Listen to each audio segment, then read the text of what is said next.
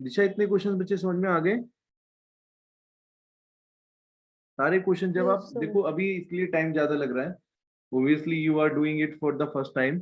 जब आप ये क्वेश्चन कर लोगे तो सिमिलर क्वेश्चन जब आपको मिलेंगे तो बहुत इजीली और बहुत जल्दी ये क्वेश्चन हो जाएंगे। ठीक है, टिप्स पर हो जाएंगे आपके, ज्यादा टाइम नहीं लगने वाला है। ठीक है, इसलिए इसमें थोड़ी सी प्रॉब्लम आ रही है, थोड़ा टाइम लग रहा है। 7 क्वेश्चन देखें, KP1 एंड KP2 दो दे रखे हैं आपको रिएक्शन के। Kunal is not joining. Disha आपने वैसे ट्राई करे थे क्वेश्चंस खुद से करने के? ये तो आयोनिक वाले क्वेश्चंस भी हैं बीच बीच में। इसमें बच्चे कुछ क्वेश्चन जो है ना आयोनिक इक्विलिब्रियम के भी दे रखे हैं। Question number 9 and 10, dissociation constant. हाँ, तो ये डिसोसिएशन कांस्टेंट दे रखे हैं यहाँ पर K1 और K2 एसिटिक एसिड के लिए। तो Kc की वैल्यू निकालनी है इस रिएक्शन के लिए। ठीक है,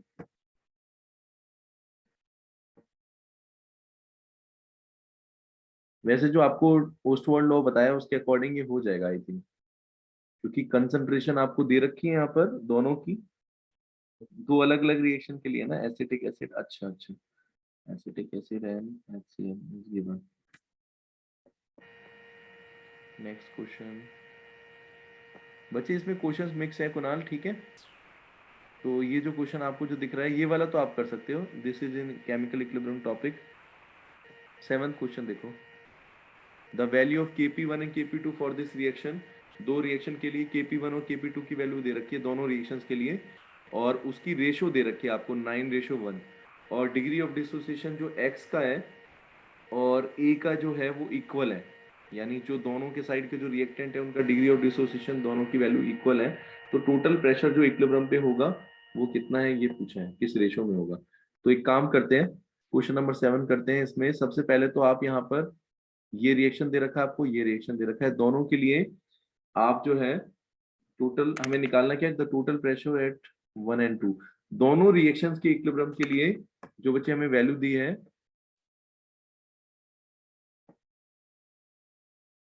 ठीक है, दोनों रिएक्शंस के लिए हमें जो Kp1 और Kp2 दी है दोनों की रेशो बतानी है, टोटल प्रेशर की रेशो कितनी होगी। कुछ कुछ ये वैसा ही क्वेश्चन है जो इससे पहले जो हमने किया था, सेकंड लास्ट क्वेश्चन, बिल्कुल एग्जैक्टली वही है।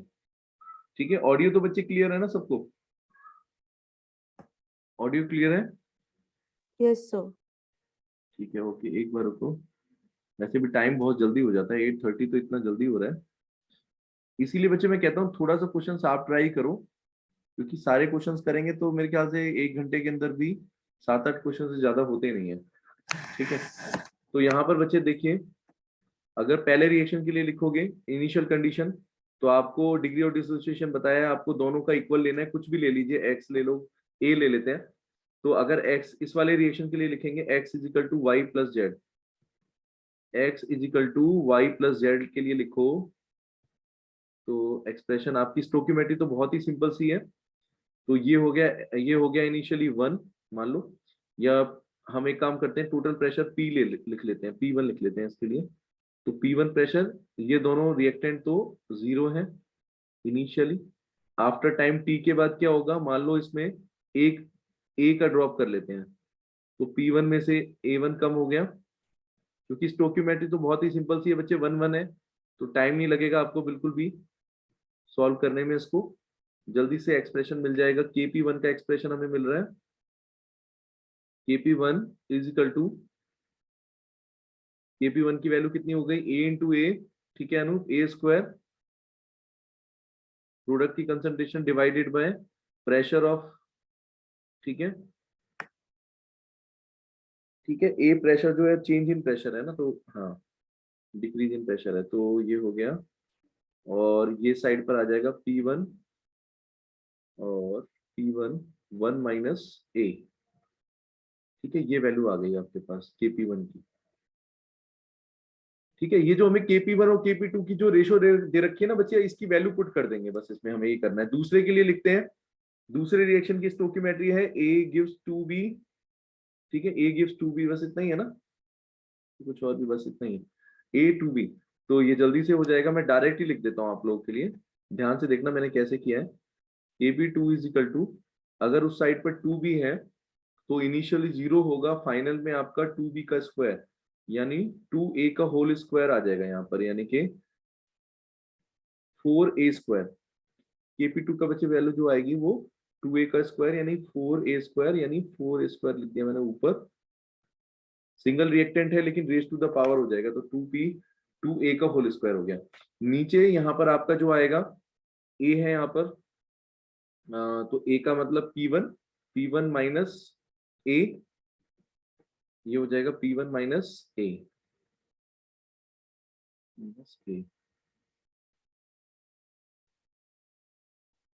ठीक है, p1 माइनस 1 माइनस ए हो जाएगा, p1 1 माइनस ए, राइट। अब जरा kp1 और kp2 की वैल्यू दे रखी है बच्चे, रेशो तो दे रखी है ना आपको, देखो दिस इज गिवन 9:1, इसका यही यूज है यहाँ पर। जो हमें kp1 और kp2 की वैल्यू दे रखी है उसको जरा पुट करते हैं, जगह नहीं है हमारे पास तो मैं एक काम करता हूँ, यहाँ लिख लेते हैं।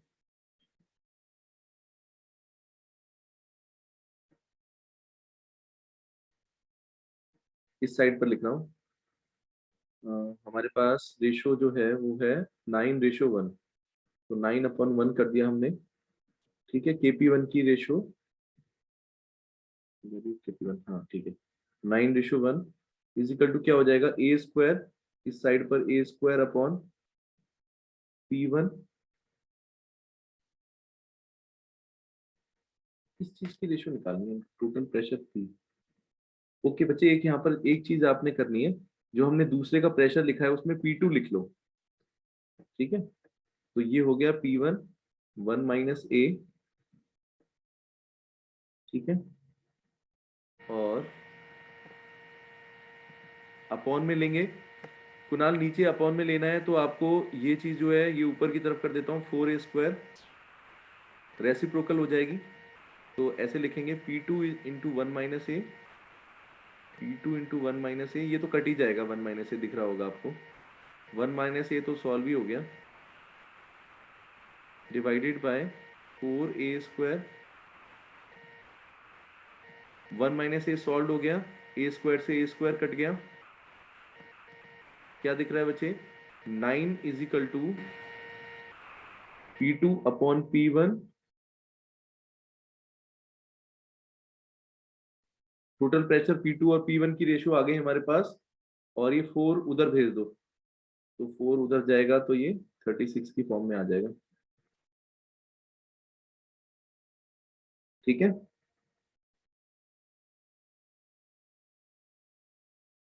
थर्टी सिक्स रेशो 1, कितना प्रेशर आ रहा है बच्चे, ये p2 अपॉन p1, रुको रेशो किसकी पूछी है, 1:2 पूछी है ना। अच्छा, p1 अपॉन p2 की रेशो पूछी है बच्चे, अपोजिट हमने जो निकाल दी है, p1 p2 अपॉन p1 है, ऐसी मिस्टेक्स भी होती हैं। तो p1 अपॉन p2 कुनाल कितना हो जाएगा, 1/36 आएगा बच्चे इसका, तो the ratio should be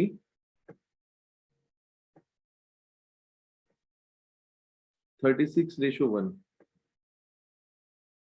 p1 by p2। The total pressure at equilibrium 1 and 2 are in the ratio 36:1। This is the correct answer। ठीक है, ठीक है बच्चे, p2 अपॉन p1। सर एक बार दोबारा एक्सप्लेन कर दो ये क्वेश्चन। देखो सबसे पहले आपने क्या करना था बच्चे, जो एक्सप्रेशन है वो लिखने हैं, kp1 और kp2 के एक्सप्रेशन लिखने हैं। कैसे, अगर आपको रिएक्शन के लिए, अगर आपको रिएक्शन इस रिएक्शन के लिए kp1 लिखना हो तो मैंने बताया था इनिशियली आप इनिशियल प्रेशर p1 ले लो, ठीक है, क्वेश्चन के अकॉर्डिंग, और ये हो गई इनिशियल कंडीशन, पहली कंडीशन, प्रोडक्ट 0 हो गए, प्रोडक्ट का प्रेशर इक्विलिब्रियम के ऊपर कितना होगा, जितना टोटल प्रेशर था P1 बच्चे उसमें से मान लो A हमने माना है, यहाँ पर A ड्रॉप हो गया, A डिक्रीज प्रेशर हो गया। ठीक है, तो P1 माइनस A हो गया, P1 minus A into P आना है यहाँ पर, A इंटू P1। ठीक है, A इंटू P1। जब भी हम, देखो एक चीज आपको बता देता हूँ यहाँ पर, जब भी डिग्री ऑफ डिसोसिएशन दिया हो आपको, तो उसमें आपको क्या करना है, टोटल प्रेशर से उसको मल्टीप्लाई करके रखना है, क्योंकि बच्चे वो फ्रैक्शन है एक तरीके से, परसेंटेज या फ्रैक्शन बोल सकते हो वो है। तो P1 माइनस हम लिखेंगे P1 माइनस A1 P1। ठीक है, A1 into, sorry A into P1, और जो हमारा प्रोडक्ट बनेगा वो हो गया A इंटू ए, क्योंकि इतना ही प्रेशर जो है हमें प्रोडक्ट जितना डिक्रीज हुआ है रिएक्टेंट में उतना ही इंक्रीज होगा। ये एक्सप्रेशन तो समझ में आ गया कैसे लिखा है? ठीक है दिशा, एक्सप्रेशन समझ लो कैसे लिखा है। Kp1 के लिए इस तरीके से, Kp2 के लिए कैसे लिखा है, जो ये रिएक्शन है उसकी स्टोइकियोमेट्रिक के हिसाब से लिखते चले जाओ। देखो ये पता है क्या है, ये जो एक्सप्रेशन है बच्चे देखने में लेंथी लगते हैं कुणाल, राइट, लेकिन जब आप करोगे इसको सॉल्व खुद खुद अपने पुट करके देखोगे तो आपको खुद लगेगा सर इसमें कुछ भी नहीं है। ठीक है, तो बच्चे बस इसकी जो लेंथ ब्रेथ देखकर सोचते हैं कि बहुत बड़ा न्यूमेरिकल है, ऐसा कुछ भी नहीं है। बस आपने एक्सप्रेशन ही तो लिखना है। केसी, जैसे आप केसी का एक्सप्रेशन लिखते हो, केपी का एक्सप्रेशन लिखते हो, बिल्कुल वही है ये। सिमिलर कंडीशन है, स्टोइकियोमेट्री का ध्यान रखना है, बैलेंस है या नहीं है, ठीक है, उसके अकॉर्डिंग आपको करना है, राइट। ठीक है कुणाल, आगे बच्चे समझ में? Kp1 की वैल्यू निकाली आपने, Kp2 यस की सर। वैल्यू निकाली, दोनों की वैल्यू जो रेशो दे रखी थी हमने वो पुट कर दी।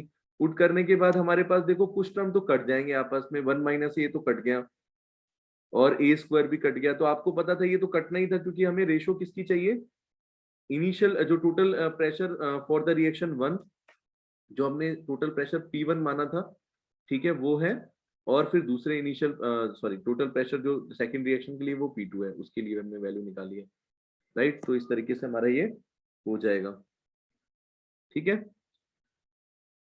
चलो बच्चे, इसके बाद 8 और 9 क्वेश्चन जो आपको दिख रहे हैं ये अभी नहीं कर पाओगे क्योंकि इसमें आपको आयनिक कंसंट्रेशन वाला है। OH negative ions in the reaction is given. वैसे है तो आई थिंक ये बहुत ही इजी लग रहा है मुझे। यस, इसमें देखिए OH नेगेटिव आयंस, अगर आपको इसमें कुछ पर्टिकुलर लॉ नहीं लगना, ये प्रोडक्ट है आपकी और ये रिएक्टेंट है, राइट। इसके लिए बच्चे अगर हम एक्सप्रेशन लिखना चाहें, केसी का एक्सप्रेशन कैसे होगा बच्चे क्वेश्चन नंबर 8 में कुणाल? केसी इज इक्वल टू, क्योंकि यहाँ पर एक्वस, देखो यहाँ पर ये तो सॉलिड स्टेट में दिया है दिशा, तो इसकी कंसंट्रेशन तो लेनी नहीं है, यूनिटी है प्योर सॉलिड की, तो सिर्फ इन दोनों आयंस की कंसंट्रेशन आप कंसीडर कर लो। और क्वेश्चन में पूछा क्या है, तो केसी का एक्सप्रेशन क्या बनेगा कुणाल? Fe3 प्लस स्टोइकियोमेट्री, ठीक है ना, स्टोइकियोमेट्री इज करेक्ट हेयर, बिल्कुल सही है। तो Fe3 प्लस कैसे लिखेंगे केसी का एक्सप्रेशन? Fe3 प्लस, इसकी तो कुछ पावर रेंज होगी नहीं, into multiply by OH negative की आयन की कंसंट्रेशन क्या होगी बच्चे? OH नेगेटिव आयन दिशा 3 टाइम्स हो जाएगी, क्यूब हो जाएगी इसकी पावर, स्टोइकियोमेट्री बढ़ा दोगे ना 3। अब क्वेश्चन क्या पूछा है देखो, अगर आप इसकी कंसंट्रेशन OH नेगेटिव आयन की कंसंट्रेशन को 1/4 टाइम डिक्रीज करते हो, is decrease up to 1/4 times, ठीक है, अगर आप इसकी 1/4 टाइम्स करते हो तो इक्विलिब्रियम कंसंट्रेशन Fe3 पर क्या फर्क पड़ेगा, वो कितनी इंक्रीज होगी? ऑब्वियसली ली चार्टले प्रिंसिपल के अकॉर्डिंग क्या होगा बच्चे, इसको बैलेंस करने का कोशिश करेगा केसी, ठीक है, इक्विलिब्रियम को आपको शिफ्ट नहीं होने देगा, वापस अपनी ओरिजिनल स्टेट में लाने की कोशिश करेगा। तो यहाँ पर ये पूछा जा रहा है अगर आप इसको OH नेगेटिव को, ठीक है, तो एक काम करते हैं, इसको कैसे करेंगे, पहला केस तो यही लिखा रहने दो जो एज इट इज लिखा है, दूसरे में हम जो चेंज है ना वो कर देते हैं। क्या चेंज बोला है उसने कि इसको 1/4 कर दो, तो मान लो इसकी Fe3 प्लस आयन की कंसंट्रेशन जो दे रखी है x मान लेते हैं बच्चे, और OH नेगेटिव आयन की ये भी x मान लो, ठीक है। ये काम करते हैं, यहाँ y लिख लेते हैं, अलग अलग भी हो सकती है, जरूरी थोड़ी सेम ही हो, y की पावर 3, ठीक है। तो पहले केस में तो ये हो गया, दूसरे केस में हमें क्या करना है, इसको 1/4 करना है, ठीक है कुणाल, किसको? OH नेगेटिव आयन को। तो ये y जो आपको जो दिख रहा है, अगर आप y को y/4 कर दोगे, y को y/4 कर दोगे, तो ये आ गया केसी का एक्सप्रेशन। ये तो आपके लिए सेम ही रहना चाहिए, रिएक्शन पे कोई फर्क नहीं पड़ना चाहिए, यही पूछा है ना उसने कि कोई चेंज नहीं आना चाहिए, तो वो बैलेंस कैसे करेगा? Fe3 प्लस आयन की कितनी कंसंट्रेशन में इंक्रीज होगा, और इसको आपको मान लो पता नहीं है, यहाँ पर इसकी वैल्यू आपको पता नहीं है, लेट से x डैश लिख लेते हैं। अब आप इन दोनों को इक्वेट कर दो, इक्वेट करते हैं, तो यहाँ पर इक्वेट करके देखेंगे तो ऊपर जो लिखा हुआ है, मैं एक काम करता हूँ, इक्वल टू लगा के करते हैं x डैश, और ये हो गया बच्चे y क्यूब, जब इस क्यूब खोलोगे तो क्या होगा, 4 का क्यूब 64 होगा, ठीक है, इजिकल टू क्या हो जाएगा, दिशा हम क्या कर रहे हैं देखो, दोनों सिचुएशंस को ना इक्वल कर देंगे, दोनों के बच्चे जो के निकल रहे हैं, किसी जो एक्सप्रेशन है उनको इक्वेट कर देते हैं। कैसे कि हमें ये तो पता है कि ये कहना चाह रहे हैं कि इक्विलिब्रियम के ऊपर कोई फर्क नहीं पड़ा है, यानी केसी के ऊपर कोई फर्क नहीं पड़ा है।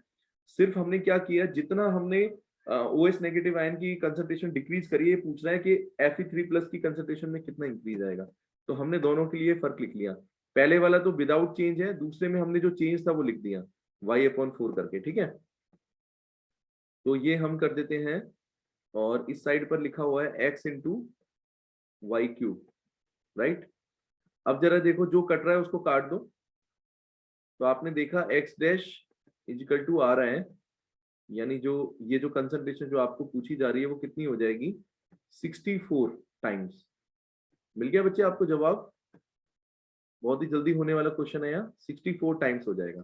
क्यों? क्योंकि x' की वैल्यू, x' क्या है बच्चे, Fe3+ आयन की कंसंट्रेशन है, ये नई वाली x'। तो पहले थी वो x थी, और अब जो है वो x' है, तो कितना हो गया, 64 टाइम्स, राइट। 8 का सेकंड है, करेक्ट है ऑप्शन, ठीक है। तो इतने क्वेश्चन बच्चे करेक्ट हैं। दिशा बताइए, समझ में आ गया बच्चे क्वेश्चन? Yes sir. गुड बच्चे। अब जो बचे हुए क्वेश्चंस हैं, मैं एक्सपेक्ट करता हूँ जो आयनिक वाले हैं वो मत करना। जितने भी केसी और ये सब आपके इक्विलिब्रियम कांस्टेंट तक का जो टॉपिक है, वहां तक बच्चे सभी क्वेश्चन कंप्लीट कर लो। सर ये 9 क्वेश्चन वैसे समझा दो थोड़ा सा, हम ट्राई कर लेंगे इसके अच्छा बाद। ठीक है, 9 वाला बता देता हूँ। इसमें आपको दो रिएक्शंस, अच्छा, डिसोसिएशन कांस्टेंट दे रखे हैं इस रिएक्शन के, HCN के लिए और एसिटिक एसिड के लिए। और आपको ये पूछ रहे हैं कि ये रिएक्शन लिखा हुआ है। बच्चे ये अभी नहीं कर पाओगे, यस, पता है क्यों? क्योंकि ये अभी हमने पढ़ा नहीं है टॉपिक, ठीक है। कॉमन आयन इफेक्ट वाला है ये, H+ आयन। Okay sir. ये अभी आपके, अभी मतलब हमने जो पढ़ा नहीं है, तो उसमें करने का कोई बेनिफिट नहीं है। ये बता दूंगा आपको, इसको नोट करके रखो, 9 क्वेश्चन, ठीक है। और देखो कोई क्वेश्चन है, मैं जल्दी से एक बार देख देता हूँ, क्योंकि मैंने जो प्रैक्टिस पेपर देखा तो उसमें बच्चे मिक्स हैं ये दोनों क्वेश्चन, सारे चैप्टर्स के इसमें मिक्स मिलेंगे आपको। 10th वाला क्वेश्चन नहीं, ये तो आप कर सकते हैं ना, बिल्कुल। बाकी क्वेश्चन ठीक है, 10th 11th बिल्कुल ठीक है, आपसे पूछा हुआ है, ध्यान से करना, हो जाएंगे। 12th वाला भी हो जाएगा, केपी की वैल्यू निकालनी है, केसी कंसंट्रेशन कुछ दे रखी है, रेशो, हाँ हो जाएंगे। ये सब आप कर सकते हैं। 13 वाला, equilibrium constant, what is the के फॉर द रिएक्शन, बिल्कुल ये भी हो जाएगा। सारे क्वेश्चन आई थिंक बाकी सब हो जाएंगे आपको। Given that equilibrium constant, what is the value of equilibrium constant for the following reaction with the same temperature, हाँ ये सब यही है। केपी केसी बस यही है। 17 क्वेश्चन देखो कैसा है, ये होते हैं ऐसे बच्चे वाले क्वेश्चन। केपी/केसी की रेशो पूछी है, लेकिन ध्यान ये देना है कि यहाँ पर डेल्टा एन की वैल्यू कितनी आती है, ठीक है दिशा, क्योंकि डेल्टा एन डिसाइड करेगा कि इन चारों में से कौन सा करेक्ट आंसर है। डेल्टा एन कितना आ रहा है, बैलेंस करेंगे तो 1 माइनस,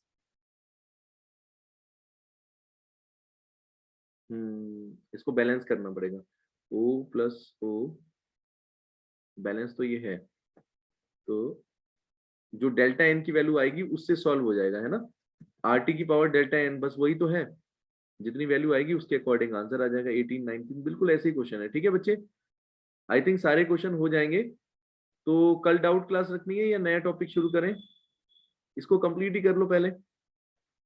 यस सर। हाँ, इसको कल कंप्लीट कर लो बच्चे हुए क्वेश्चंस को सारे। तो आई थिंक बच्चे इतने क्वेश्चन हो जाएंगे, then your all chemical equilibrium topic will be completed, okay.